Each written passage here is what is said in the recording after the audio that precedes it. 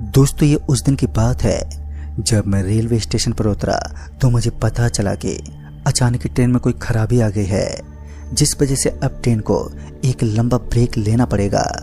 Train के अंदर ये गड़बड़ी काफी पहले से ही नजर आ रही थी, जब बीच बीच में ट्रेन झटके खाकर रुक रही थी। इस बार मैं उस स्टेशन की एक दुकान के पास पहुंचा और खाने का जुगाड़ करने लगा। पेट में चूहे कूद रहे थे तो दूसरी तरफ मुझे अंशुपुर गांव जाना था, जो राजीव नगर से करीब 546 किलोमीटर दूर पड़ता था। मैं काफी लंबी यात्रा तो पहले ही तय कर चुका था और ऊपर से अब मेरा सर भी फटने लगा था, क्योंकि इतना लंबा सफर एक आदमी के लिए बोरिंग और दर्दनाक सा बन जाता है। रेलवे ट्रैक पर कुछ कर्मचारी काम कर रहे थे और उन्हीं कर्मचारियों के एक बंदे से मेरी मुलाकात हुई। उस आदमी ने बताया कि यहाँ का माहौल जितना साफ दिखता है उतना ही गंदा है। अच्छा होगा आप अपनी सीट पकड़ लें। उस कर्मचारी के द्वारा कही गई बातें मुझे बड़ी ही बेकार और बेतुकी लगी। मैंने उसे ऊंची आवाज में कहा, आप अपने काम से काम रखो, मुझे मालूम है मुझे इस वक्त क्या करना है। और इतना कहने के बाद मैं उस स्टेशन पर ही टहलने लगा, क्योंकि ट्रेन में बैठे बैठे मुझे बड़ा ही बोरिंग और काफी अजीब लग रहा था, तो बाहर घूमना तो बनता था। अभी मैं बाहर की तरफ घूम रहा था कि ट्रेन के कुछ लोग उसकी जांच करते हुए मेरे पास पहुंच गए। उन्होंने भी मुझे एक वार्निंग देते हुए अंदर बैठने को कहा। इस शांत माहौल में जहां ट्रेन के अंदर जोरदार गर्मी लग रही थी, तो वहीं बाहर स्टेशन पर इतना सुहावना मौसम था कि मैं ट्रेन के अंदर जाने की सोच भी नहीं सकता। सभी लोग मेरे पास से गुजर चुके थे और अब मैं अकेला बचा था, जो इस ट्रेन के दूसरे छोर पर था, कि तभी मुझे एक परछाई दिखाई दी। पहले तो मुझे ये लगा कि शायद कोई चल रहा है, लेकिन जब मैं उसे घूरते हुए देखने लगा तो मैंने पाया कि वो अपने हाथों से किसी चीज को पकड़कर उसके ऊपर चढ़ने लगी और वहां आसपास तो कोई मौजूद भी नहीं था। बस इतना काफी था। मेरी बॉडी में कंपन होने लगा और डर के मारे मैं ट्रेन की तरफ पलटा और भागते हुए ट्रेन के पास आ पहुंचा, लेकिन मेरा पर्स कहीं पर गिर गया था। मेरे पर्स के अंदर काफी ज्यादा पैसे रखे थे, जिस वजह से उसका कहीं खो जाना मुझे बर्दाश्त नहीं था। फिर मुझे याद आया कि जब मैं भाग रहा था तो मैंने अपनी जींस की जेब को हिलाया था, और अब मेरे अंदर इतनी हिम्मत तो नहीं थी कि मैं उस जगह वापस जाकर अपने पर्स को लेकर आऊं, क्योंकि मुझे एक साया नजर आया था, काले रूप में नजर आने वाला वो डरावना साया। लेकिन अब मेरा पर्स गुम गया था, तो मजबूरन मुझे जाना पड़ा। अकेला होने के कारण मेरे हाथ पैर कांप रहे थे। उस खाली पड़ी जमीन पर दूर दूर तक सिर्फ सन्नाटा ही पसरा था। लेकिन इसी बीच मुझे अपना पर्स भी दिखा, तो मैं उसे उठाते हुए वहां से निकल ही रहा था कि तभी किसी ने मुझे आवाज देते हुए कहा, भाई साहब आपने पर्स को चेक कर लेना। और इस बार जब मैं पीछे मुड़ा तो वहां पर कोई भी नहीं था, लेकिन जब मैं अपने पर्स को चेक करने लगा तो मुझे उसमें एक चिट्ठी नजर आई। इससे पहले कि मैं उसे खोलता कि मुझे उसी आवाज में सुनाई दिया, इस चिट्ठी को यहाँ मत खोलना, ट्रेन में जाकर खोलना, तब तुम्हें पता चल जाएगा कि तुम्हारे साथ क्या होने वाला है। ये सुनते ही मैं तो हैरान ही रह गया, और इस बार जब मैं अपने डिब्बे में पहुंचा तो मैंने देखा कि ट्रेन का ये लगभग डिब्बा खाली हो चुका है, क्योंकि लोग यहाँ से एक्सप्रेस बस को पकड़कर अपने घर की तरफ चल पड़े थे। अब मुसीबतों का पहाड़ तो मेरे ऊपर था, क्योंकि यहाँ से ना ही तो कोई बस जाती थी और ना ही तो कोई गाड़ी जिसमें मैं अपने लक्ष्य तक का सफर तय कर सकूं। इस बार मैं ट्रेन में दाखिल हुआ और उस चिट्ठी को खोलकर देखने लगा, तो मैंने पाया कि उसमें लिखा हुआ था, तुम्हारे मौत के दरवाजे खुल चुके हैं, बस तुम्हें दाखिल होना है। इन बातों को सुनकर मैं थोड़ा सहम उठा, लेकिन अब क्या होने वाला था मैं इसी दुविधा में था।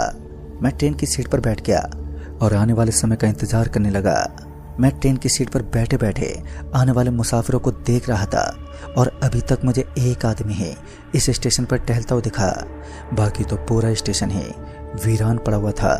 अभी हमारे सामने एक ट्रेन और पहुंचने वाली थी, जो इस स्टेशन पर करीब 27 मिनट के लिए रुकेगी। मैं भी उसी ट्रेन का वेट कर रहा था, शायद उसके आने के बाद यहाँ पर कोई हलचल हो। लेकिन अभी उस ट्रेन के आने में भी थोड़ा वक्त था। पता नहीं क्यों, लेकिन इस सुनसान बोगी में बैठकर मेरा दिल अपने आप ही तेज गति से धड़के जा रहा था। शायद मुझे कुछ होने वाला था। फटे हुए कपड़े और एक हट्टा कट्टा आदमी कुछ देर के बाद उस बोगी के अंदर चढ़ गया, जिसके हाथ में कुछ सामान था, लेकिन उसकी दशा बहुत ही ज्यादा खराब लग रही थी। मैं उस आदमी से बोला, भाई साहब आपने अपनी ऐसी दशा क्यों बना रखी है? तो इस पर उसने मुझे कोई जवाब नहीं दिया।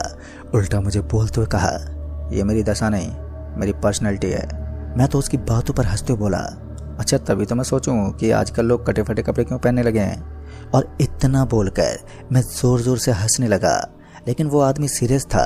उसने मेरी हरकतों पर ज़्यादा ध्यान नहीं दिया और वो मुझे ऐसे इग्नोर कर रहा था मानो मैं उसके सामने बच्चा हूँ। लेकिन बाद में मैंने भी उससे ज़्यादा बातचीत करना सही नहीं समझा और चुपचाप अपनी सीट पर बैठा रहा।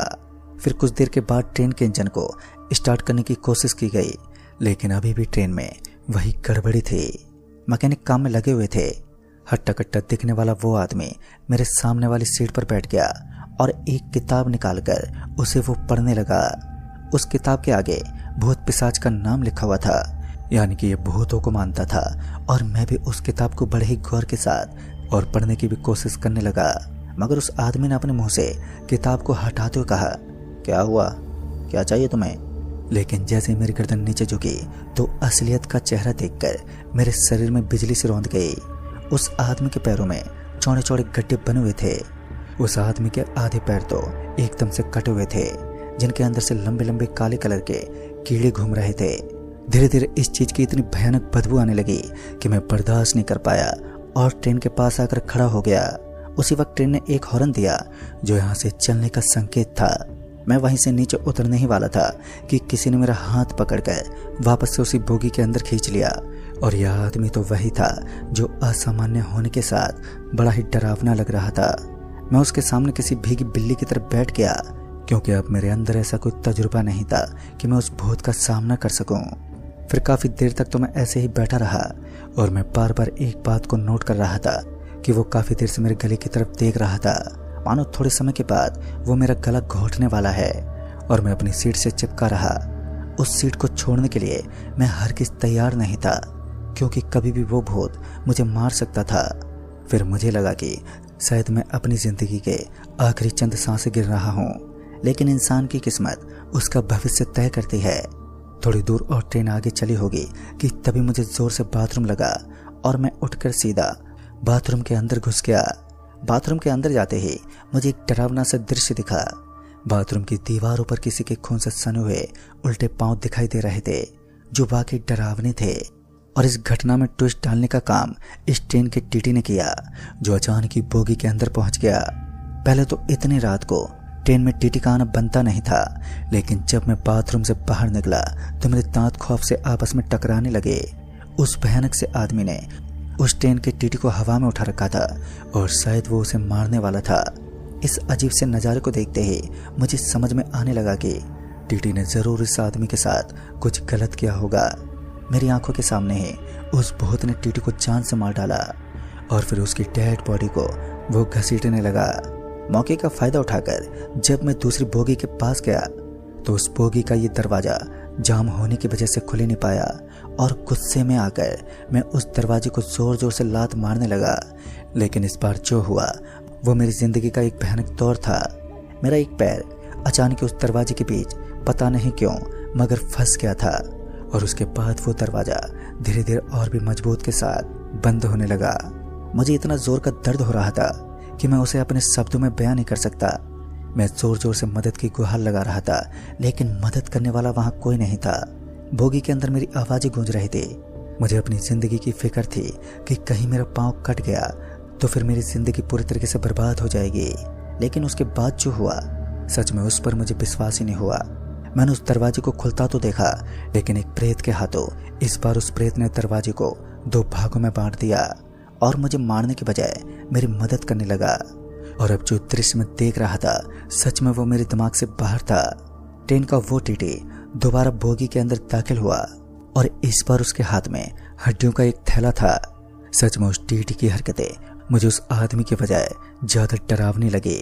उस अजीब से दिखने वाले आदमी ने मुझे बाथरूम में घुसने को कहा और उसकी बात मानकर मैं जल्दी से भागते हुए बाथरूम के अंदर घुस गया। बाथरूम में जाने के बाद भी मैं बाथरूम के छोटे से छेद से सब कुछ देख पा रहा था। तभी मैंने देखा कि वो आपस में लड़ रहे थे। दोबारा वही दोहराया गया जो मैंने कुछ देर पहले देखा था, यानी कि उस आदमी के हाथों एक बार फिर उस टीटी की मौत हो गई। लेकिन ये कोई नॉर्मल जगह नहीं थी। इसकी हकीकत जानने से पहले मुझे कहीं ना कहीं विश्वास तो हो ही चुका था कि ट्रेन में मौजूद ये शख्स मुझे नुकसान नहीं पहुंचाने वाला बल्कि मेरी सहायता करने के लिए आया है। उस आदमी के अंदर से बहुत ही बुरी बदबू आ रही थी, तो उस टीटी के तहरे से कुछ मांस के टुकड़े और खून नीचे गिर रहा था। उस 6 फुट के हट्टे कट्टे आदमी ने जल्दी से बाहर आने को कहा।